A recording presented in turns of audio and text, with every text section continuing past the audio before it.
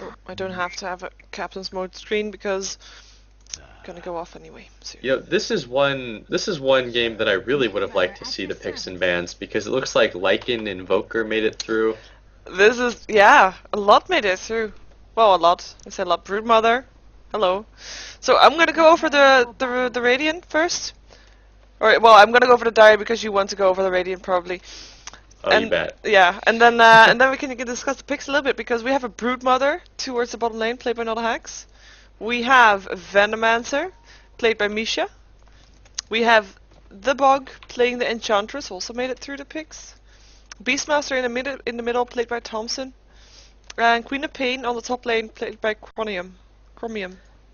And it looks like for the Radiant over here, we have IO 2000 in mid with Invoker. We have Kizzles going top on Windrunner. And we have Sneyking himself, presumably the captain of Team Sneyking, on Sneyking bottom with the Crystal Maiden accompanying him. Crystal Maiden played by Way Too Sexy. And we have Power.net occupying the pool. Obviously, he's going to summon up his wolves from the pool to start his jungling after possibly destroying the runes. But Yeah. Okay, so there's a Lycan who's gonna jungle. I wonder what the bans would have been. Because there's an Invoker also. Going to, yeah, middle. Invoker versus Beastmaster. Will be tricky for the Beastmaster, I would imagine. yeah, Invoker, very, very strong laner. Lycan Wolf just kind of chilling out in the trees over there. Yeah, and Queen of Pain was actually hiding in the forest also, near her tower. Just in case. You know, I gotta say, that's some of the best blocking I've seen in a long time from the Beastmaster. Look at that. I mean, he has it uphill now against the Invoker, and that's huge. I was just watching his blocking. It was so, so good. Yeah, good for And him it's to not have it that uphill. I mean, IU2000's oh yeah, especially as a melee. It's not that IU2000's blocking was bad or anything, but Thompson's blocking was ridiculously good. his last hitting is a bit less good. He missed the first one. Oh, actually was the trying to deny, because it's obviously he has hit the green creeps. Forgot about that. It's so confusing sometimes. Yeah. See, smoked up Venomancer and Enchantress with Wildkin. Gonna try to get a gank. Maybe Lycan maybe will be they- there for two. Oh, maybe they they were gonna kill the purposely- Lycan, of course. Lol. Oh, wow. Different team. Oh, good wolf summon. That blocks them off from following. Yeah, and they gotta back off. That is so good. But maybe they let the Lycan through because they're very, very comfortable in trying to deal with it. Well, if Who they're gonna knows? have more ganks like this, I mean, Enchantress is not in their own forest. It's really aggressive playing in the Radiant Forest. Oh, Crystal Main. Nah, she'll be fine. And even if the Lycan does get a bit underfarmed early, the hero farms so quickly in the mid and late game that it won't really matter. True. Taking a lot of damage here, especially considering that there are enemies in his jungle. He'll probably have to just back off entirely after killing this. Yeah, and it looks like Venomancer and Enchantress are gonna split their experience and the farm a little bit in the forest. Yep.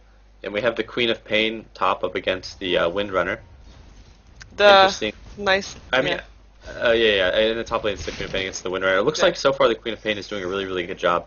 And that's a lane that I have to say would be pretty painful to play for the Windrunner, just because that Shadow Strike is so great at controlling a lane.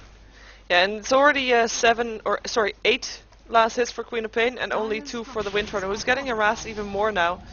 Yeah. He's gonna get the It shout off costs- too. It Probably. costs the Queen of Pain about 80 mana to do almost 200 magic damage. Very, very strong. Yeah. Some heavy jungling going on with 3 heroes right now. Brood not getting any farm on the bottom lane because of course they're Sand King. But he'll try to- Power.net actually farming pretty well, especially considering that there are enemy heroes in his forest. He has to be pretty cautious. He's just kind of sitting on those 2 camps. Yes, it was very possible. You could just go for 1-to-1, and there we see Broodmother taking a dive. First blood. Yep. Well, was that Yeah, he first blood? gets- You don't get the first blood message if it's a split kill. Yeah, unfortunately though, it still does credit the amount of first blood gold, so it's the same Ah. amount of gold, it just gets split evenly. Okay. Well, that's a good thing for the Brood, I guess. But there was a Burrow Strike. There was a Nova. There was a Frostbite. Couldn't go anywhere. And there's, Yeah. of course, the Sentry Ward that was there already. And Nice and Lycan is offensive. doing the small camp Radiant pull, but there are two Dire heroes just sitting up there on the hill. They want to go there. Or do they? Yeah, Beastmaster was there too, but yeah, they couldn't do anything. But they're just taking his farm. And it sure is fortunate that Lycan is on Radiant, because these two camps are so safe for him to farm, and he can pull one into the lane as well. Yeah. You see the Ursa warrior probably dying. There we go. Poor Ursa warrior. Yeah. Enchantress is really a bit passive in the forest.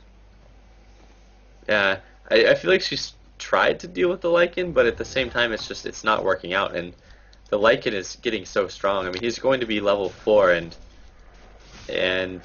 Has there we go, he's level 4, and the Enchantress is level 2 because she's splitting experience. Yeah, we missed a kill on the top lane where Windrunner killed off the Queen of Pain. Pops herself afterwards, didn't need that, but Yeah, I mean, even the Queen of Pain picks up the kill on the Windrunner, which is like, that's unfortunate for the Windrunner. And if you look, Queen of Pain is 24 and 14, Windrunner is 6 and 2 with the death. and something going on the bottom lane where Broodmother gets a kill, the Crystal Main. Looks like Sneyking is still in a little bit of trouble. We'll get a Burrow Strike up on the Enchantress, who's taking a lot of damage. We'll be able to back off, eating a tree. Spawn Spiderlings go off. Oh, and the army of Spiderlings going through the forest. Oh no! And we'll block him in. No. Oh, good Burrow Strike. Oh, but And he's gonna salve up immediately. nice. Yeah. Gale hits though. Spiderlings have got to find him again. Headers are back. He's trying. He's trying. This is epic last Yeah. There we go. Venomancer getting the last hit on with his Gale. Nice one. Did we miss anything else? No. It's too occupied with the Sand King. Pop really controlling that top lane right now. Yeah. Such a good play from the Queen of Pain. She has power threats up already also. Didn't you? Also, PowerNet has dealt with a what could be seen as a really unfavorable situation very well himself. Like, he's managed to get a lot of farm despite not having a lot of camps to work with here. Yeah. Enchantress got killed by Invoker and Crystal Main, and Broodmother killed off the Crystal Main in return. And Queen of Pain kills off the Windrunner. Why am I not there? What the hell? Beastmaster was there to help with the roar though, just to make sure the kill happened. And that's gonna be that's already a huge advantage for the Dire. I mean, look at the gold difference, 1k. And the Beastmaster's actually farming really well against the Invoker in that mid lane too. Yeah, Invoker has a Sunstrike. Oh, we probably missed a Sunstrike on the bottom lane then. Yeah, he tried to drop one down. I'm not sure if it hit or not, but I saw he was kind of aiming it at the Crystal Maiden in those top trees that have been taken out. No. Gonna have to keep an eye on that one. But with that invisibility, this Beastmaster's going to be really threatening when his ult comes back up. Yeah, the last hits for the Invoker are both at 24 and 25, so really not any difference really. Oh, we might see something going on the Venomancer and on the Enchantress. Sunstrike is gonna hit. Coming down. There we go. Crystal Main Maybe taking not the kill on the Venomancer. The most necessary one, but kill is a kill. Yeah, I mean, he may not have been too confident in the Sunstrike hitting, but like you said, kill is a kill. Yeah. We'll see if he goes for Arcanes. I'd imagine he's going to pick those up as soon as possible. Yeah. Oh, there's the Invisible Beastmaster. Let's see if he can do anything. He's getting some support from the Enchantress who's on their way. There we go. Shout going off. PowerNet just going down very fast with the roar and the axes and everything. And that's Lycan down. And that's the forest growing back. Not if Broodmother has anything to say about it. Nope. It looks like Sand King is in a little bit of trouble here. With a little bit of trouble, I mean a lot of trouble. Spawn Spiderlings finish him off. The Broodmother, NotAHax getting a kill. And that's it. The kills are 3 for 7. It's looking so strong for the Dire. Yeah. And Queen of Pain killing off Windrunner once again on the top lane. Yeah, she's doing really good at 50 and 17. Windrunner at 10 and 2. Queen of Pain 3 and 0. Windrunner 0 and 3. And it's a pretty hard lane to play as the Windrunner, I think. Yeah. And she's gonna be able to push the tower now too. Yeah. She just hits for so much, and notably with the skill build, she didn't go for 2 in the Shadow Strike, like a lot of Queen of Pains do early on. But as soon as she started to gain those levels, she opted to put a second point in Shadow Strike before maxing her blink. So while she didn't go for the early 2 Shadow Strikes, she did eventually pick them. Yeah, especially with the level advantage that she had, she could just go for that and not risk losing too much with it. And man, look at all those spiders that the Broodmother has right now. It's insane. It's really insane. It's gonna get him so much farm too. We're gonna see something happening because it looks like there we go. Enchantress, sorry, Venomancer got hit by a gale. Nice. Nice I mean, Sunstrike. Yeah, I mean, didn't mean a gale. I meant the Sunstrike, of course. Yeah. And glides up on Power Net. Oh yeah, flats look nice. He's actually, I'm surprised he's been able to farm that under the conditions of this game, but he's farming really well. Yeah, and Broodmother in the meantime, look at the spiderlings just hacking on that tower, and they will be able to do that. Yeah, putting in a pretty good amount of damage. And this is the strength of Broodmother. And if you look, I mean, they're 2 towers down on Radiant already. Yeah. And the towers that they have taken a reasonable amount of damage already. Their mid tower is very low.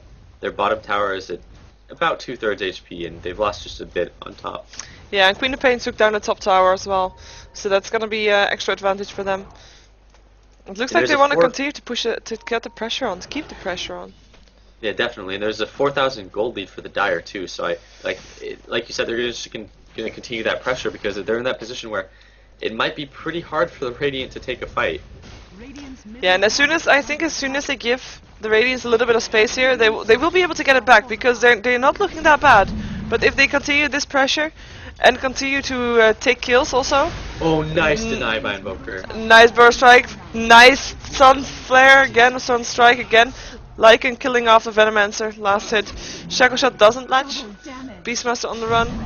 Burst strike once again, there goes Beastmaster. And hello, Lycan. Power Net's gonna go deep on the Enchantress. She won't have a chance. Triple kill.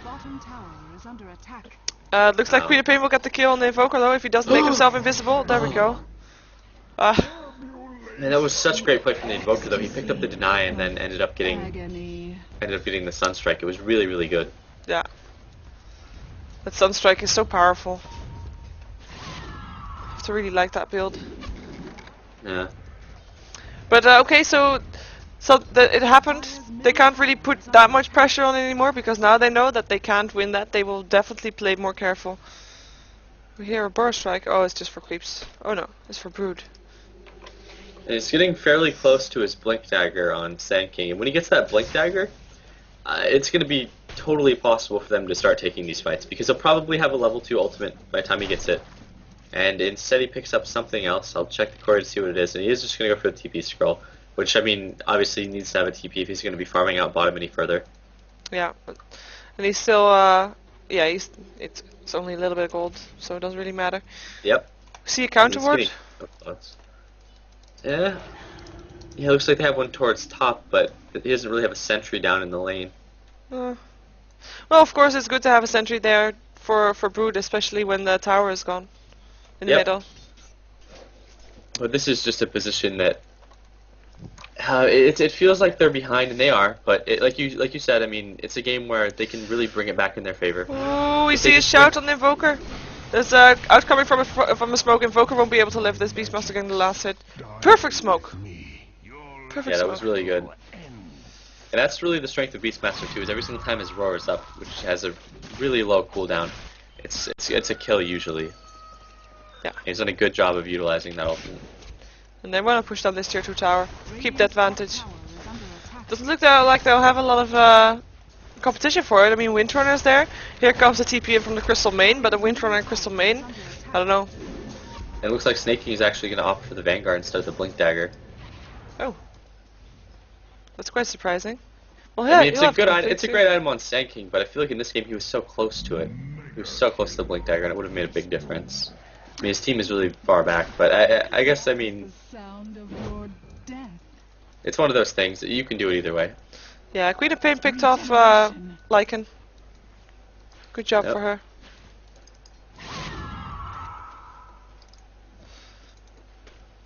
And They were just able to do on the top tier 2 tower, they were able to bring it down to below half health and not lose anything for it. Just do a little bit of damage. Oh, Crystal Main is in a little bit of trouble. Does get the Frostbite up on the Queen of Pain, but I don't think she'll stay alive. There we go. And this Queen of Pain has been playing phenomenally this game. Yeah, just check her gold per minute for a second because it should be pretty high. 466 gold per minute. That is actually the highest on the map by a mile, actually. And her levels are way ahead too. She's level 13. Wow, jeez. Highest on the Radiant is level 10 now. And we have a Broodmother that's dominating, killing off the Invoker on the bottom lane. Burst Strike from the Sneyking doesn't hit him though. He's able to get out. It looks like he has enough money for the Vanguard. Maybe he just wanted the Ring of Health as opposed to the full Vanguard. I guess we'll find